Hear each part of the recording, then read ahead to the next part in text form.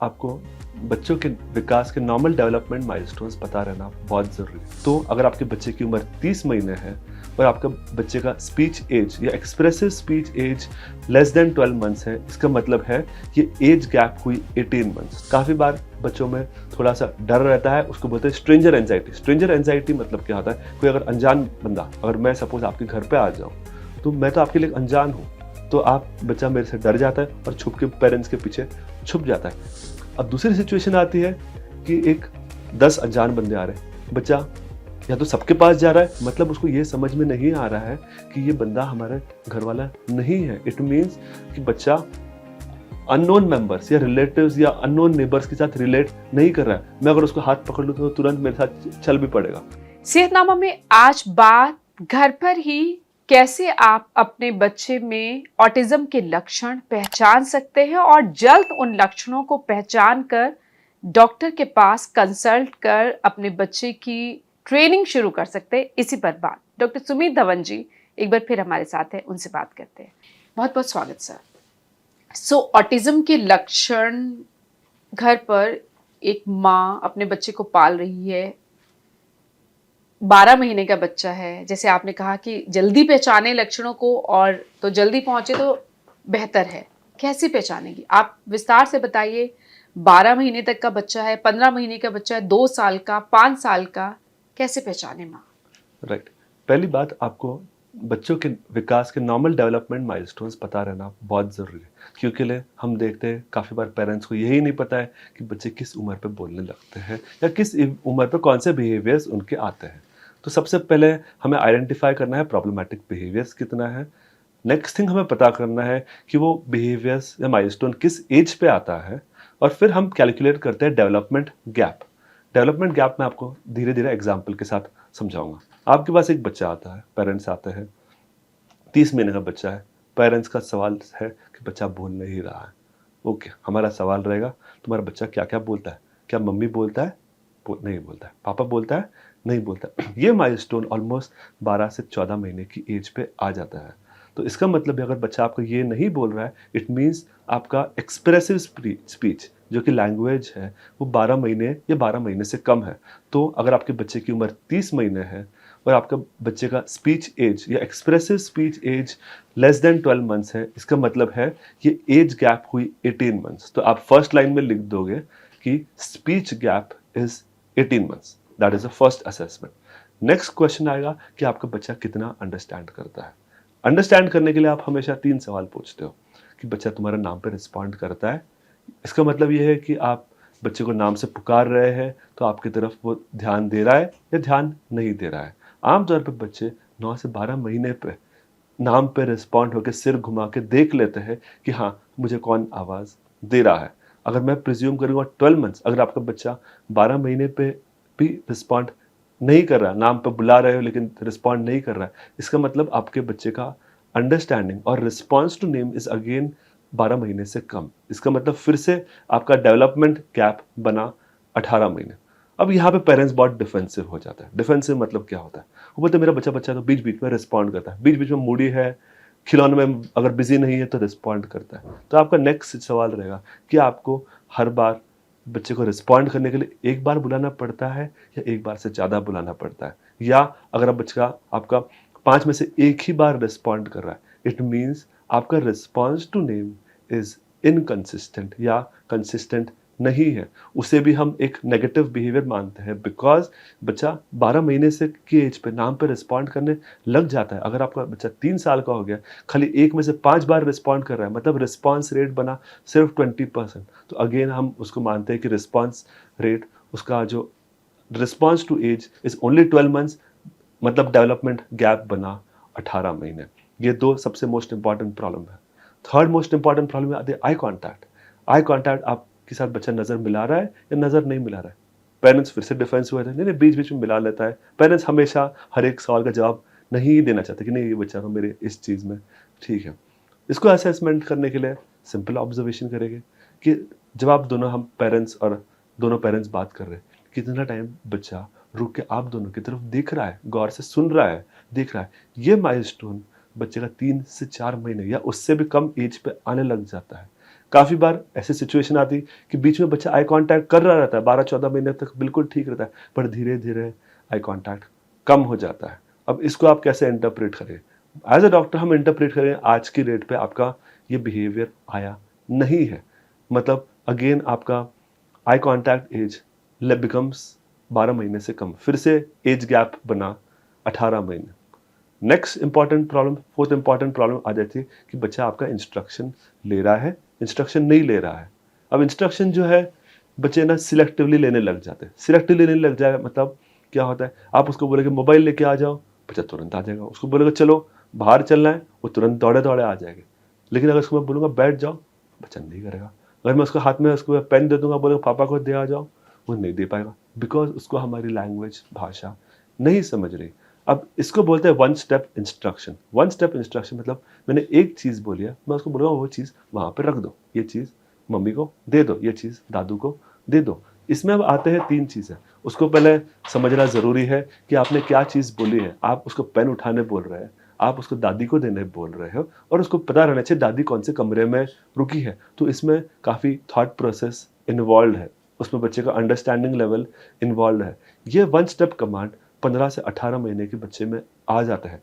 वो किसी भी मेंबर को किसी भी कमरे में ढूंढ के वो चीज़ें ला सकते हैं या दे आ सकते हैं 18 महीने का। इसका मतलब अगर आपका बच्चा, मैं आपको कोई एक वन स्टेप कमांड बोल रहा हूँ कि ये चीज़ इसको दे दो, वो चीज़ नहीं कर रहा है, इसका मतलब आपका डेवलपमेंटल एज बना less than 18 months. So again a gap of 12 months. Next सवाल आएगा आपका कि बच्चा लोगों के साथ घुल मिलने में कैसा है।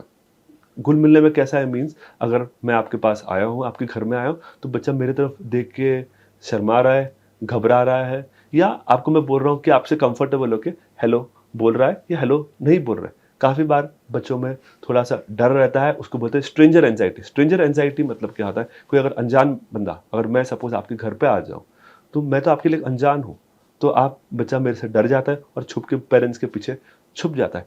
इसका मतलब क्या हुआ, उसने तुरंत आइडेंटिफाई कर लिया कि मैं एक अनजान बंदा हूँ, मैं इसको नहीं जानता हूँ। तो इसीलिए वो उसने सुना, समझा, आइडेंटिफाई किया और वो पीछे छुप गया। अब दूसरी सिचुएशन आती है कि एक 10 अनजान बंदे आ रहे हैं, बच्चा या तो सबके पास जा रहा है या सबके पास नहीं जा रहा है। मतलब उसको ये समझ में नहीं आ रहा है कि ये बंदा हमारे घर वाला नहीं है। इट मीन्स कि बच्चा अननोन मेंबर्स या रिलेटिव्स या अननोन नेबर्स के साथ रिलेट नहीं कर रहा है। मैं अगर उसको हाथ पकड़ लूँ तो तुरंत मेरे साथ चल भी पड़ेगा।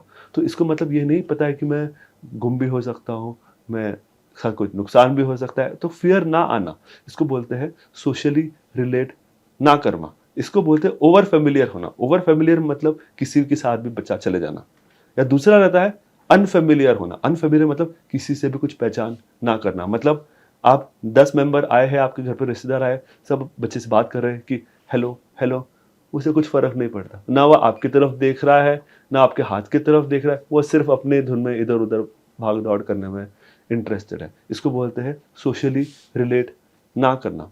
अब बच्चे रिलेटिव्स के साथ कब सोशली पहचानने लग जाते हैं, ये एक इंपॉर्टेंट सवाल रहेगा जो आप सारे पेरेंट्स को पता चलना ज़रूरी है। बच्चे पेरेंट्स के साथ 6 महीने पे फेमिलियर होना स्टार्ट हो जाते हैं।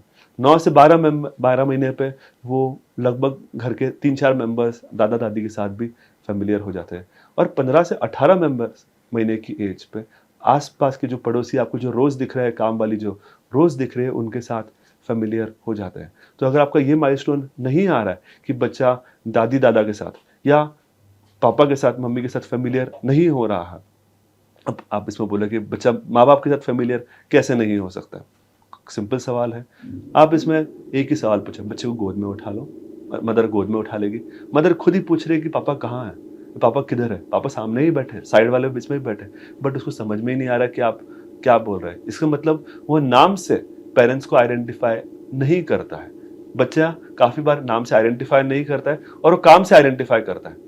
काम से आइडेंटिफाई करता मतलब है, उसको बोलते हैं need based identification. Need based identification मतलब ज़रूरत वाला आइडेंटिफिकेशन। मतलब अगर पापा आ गए, उसको पता है कि पापा भी गाड़ी में ले जाएंगे, मुझे मिठाई देगा, मुझे चॉकलेट देगा, वो तुरंत दौड़े दौड़े फादर के पास चले जाता है। वो जैसे ही गाड़ी की आवाज़ सुनता है, उसको पता चल जाता है कि अब तो मेरे बाहर जाने का टर्न आने वाला है। वो तुरंत सारे काम छोड़ देगा और दरवाजे के पास खड़ा हो जाएगा। उसको पता है कि उसको अभी बाहर जाने मिलेगा। तो इसका मतलब ये नहीं है कि बच्चा आइडेंटिफाई करता है।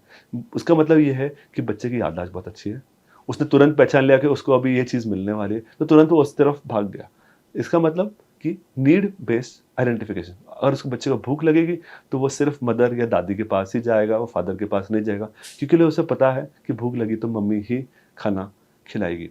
अब ये बिहेवियर्स पेरेंट्स को बच्चे आइडेंटिफाई करने, जैसे मैं आपको बोला, 6 महीने पे आ जाते हैं। तो अगर बच्चे दूसरे मेंबर से रिलेट नहीं कर पा रहे, इसका मतलब फिर से आपका डिफरेंस जो बना more than 12 to 18 months of as.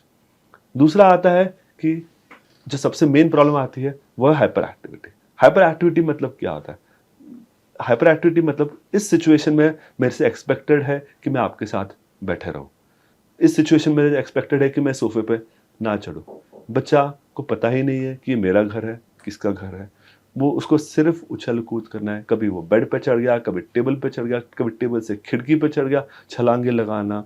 तो इसको बोलते हैं कि बच्चा अपने आप को कंट्रोल नहीं कर पा रहा है। अब ये बिहेवियर ऑलमोस्ट 15 से 18 महीने पे आ जाता है। बच्चे को समझ में आ जाता है कि अच्छा ये चीज़ अच्छी नहीं है, ये चीज़ नहीं करनी चाहिए। तो अगेन इसका मतलब है understanding level hyperactivity is not age appropriate. तो अगेन ये चीज़ बोलते हैं हाइपर एक्टिविटी गैप, जो कि almost more than 12 to 15 months आपका गैप आ गया। ये टेक्निक आप अपने घर पे सिंपल खुद ही अप्लाई कर सकते हो। आप खुद ही एक रजिस्टर पे नोट डाउन कर लीजिए कि ये प्रॉब्लम्स आ रही है, और आप इस तरह से एक सिंपल असेसमेंट घर पे इजीली कर सकते हो।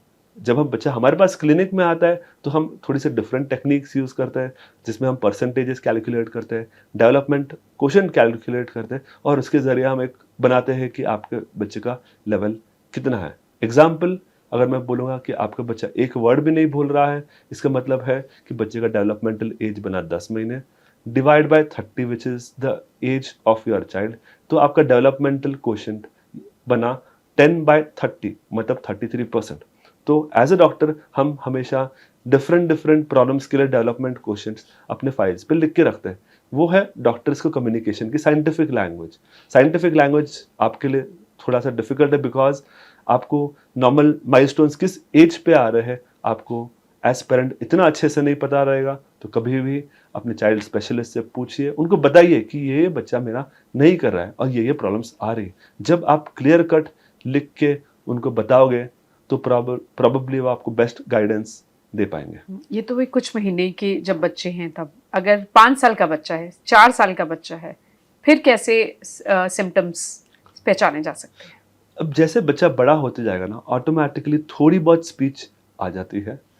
बच्चा शायद 10-20 वर्ड बोलने लग जाए। बच्चा थोड़े बहुत कमांड्स लेने लग जाता है। मतलब थोड़े बहुत कमांड मतलब जैसे कि मैं उसको बोलूँ पानी ले आ जाओ तो पानी ले आ जाएगा, पानी दे आओ तो पानी दे आएगा। मैं उसको बोलूँगा कि पेन ले आओ तो पेन। तो ऐसे बेसिक 8 से 10 कमांड्स वो लेने लग जाता है। लेकिन अगर आप वो थोड़ा सा ट्विस्ट करोगे कमांड को तो वो नहीं कर पाएंगे। एग्जाम्पल, अगर मैं बोलूँगा ये पेन को पापा के पॉकेट में रख दो, वो नहीं कर पाएगा। ये पेन को मम्मी के पर्स में रख दो, नहीं रख पाएगा। आपको थोड़ा सा और डिफिकल्ट करना है तो उसको बोलो ये पेन ले लो, ये फ्रिज में रख के आ जाओ, तो शायद नहीं कर पाएगा। बिकॉज इसमें हम चेक करना चाहते हैं कि बच्चे को हमारी लैंग्वेज समझी है या नहीं समझी है। समझना मतलब मैं जो भी चीज़ जहाँ भी रखने बोलूँ उसको रखते आनी चाहिए। मतलब अगर मैं आपको पेन बोलूँगा, मैं बोलूँगा पेन को सोफे पे रख दो, तो पेन को सोफे पे रखते आना चाहिए। पेन को चेयर पे या टेबल पे या दुनिया घर के किसी भी कोने में मैं रखने बोलूँगा तो उसको पता रहना चाहिए। इनफैक्ट जैसे आप बोले बच्चा बड़ा हो जाता है, उसको ये चीज़ें नहीं आती है, इसका मतलब क्या है? उसका अंडरस्टैंडिंग लेवल थोड़ा सा कम है। इंटेलिजेंस लेवल जहाँ पर लैंग्वेज अंडरस्टैंडिंग है वहाँ पर कम है। उसी को बोलते हैं लैंग्वेज प्रोसेसिंग प्रॉब्लम्स और ऑडिटरी प्रोसेसिंग प्रॉब्लम्स, अगर हम टेक्निकली लैंग्वेज में बोलेंगे। तो जैसे जैसे एज बढ़ती आएगी कुछ कुछ चीज़ें थोड़ी बहुत सुधार हो रही है, लेकिन वो सुधार नेचुरल स्पीड पे नहीं है। नेचुरली हम एक्सपेक्ट करेंगे कि 1 साल में बच्चा 1 वर्ड से लेके ऑलमोस्ट 250 वर्ड्स तक पहुंच जाता है। उतना प्रोग्रेस नहीं होता है। अगर आप देखोगे 30 महीने से 40 महीने पे उसने सिर्फ 10 वर्ड सीखे हैं, मतलब स्पीड स्लो है। It means there is understanding and some learning and understanding issues जिस पे हमें वर्क करना पड़ेगा। तो काफ़ी बार पेरेंट्स इस गलतफ़हमी में रहते हैं कि बच्चा तो अभी बोलने लग गया है, कमांड्स भी लेने लग गया है, तो मेरे बच्चे को ऑटिज़्म नहीं है। आप चेक करो कि पिछले 1 साल में कितनी चीज़ें सीखा है और वो उतना सीखना, क्या वो ऐज के हिसाब से ठीक है या कम है? और यहाँ पर फिर आपका फिर से रोल आएगा proper understanding and analysis of the problems for further training, ताकि प्रॉपर बच्चे को ट्रेन फर्दर आगे कर पाए।